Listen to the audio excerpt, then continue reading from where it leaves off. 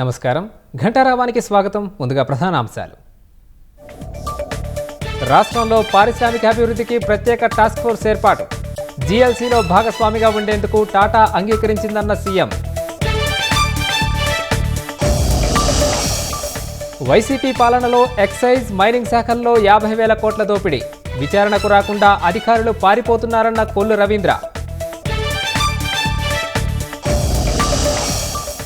అన్నా క్యాంటీన్లు మళ్లీ ప్రారంభించడంపై హర్షాతిరేకాలు. ఆకలి బాధలకు విముక్తి లభించిందంటున్న ప్రజలు.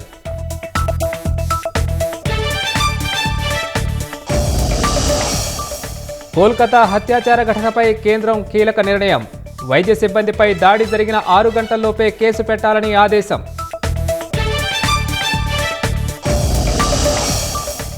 జమ్మూ కశ్మీర్, హర్యానా అసెంబ్లీ ఎన్నికల నగారా.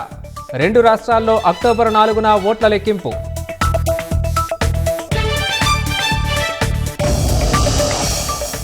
ఉత్తమ జాతీయ చిత్రంగా మలయాళ చిత్రం ఆటం. బెస్ట్ యాక్టర్స్గా రిషబ్ శెట్టి, నిత్యా మేనన్, మానసి పరేఖ్.